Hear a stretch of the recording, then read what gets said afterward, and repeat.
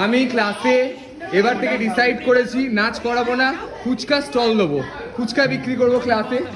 কারা কারা ফুচকা খেতে ইচ্ছুক চলে আসো আমার ফুচকা স্টলে। আমার ফুচকা স্টলে দেখতে সুন্দর ফুচকা আলা, দেখতে সুন্দরী ফুচকা আলি, দুটোই পাবে, মানে দেখলে প্রেমে পড়ে যাবে এরকম। ফুচকার সাথে সুন্দর সুন্দর ছেলেদের রাখবি কোথায়। তো এখন হচ্ছে খাওয়া স্টার্ট, এখন আমরা ফুচকা খাবো। তো বলেছিলাম ডালিয়ার বার্থডে ছিল, তো প্রথমে আইসক্রিম খেয়েছি, দেন আমার ফুচকা খাওয়া হবে। আর মজা তো হচ্ছে, তাই ভাবলাম একটা মিনি ব্লগ করে তোমাদেরকে শেয়ার করি বেসিক্যালি ক্লাসে ডান্স ছাড়া আর আসলে আমরা কী কী করি।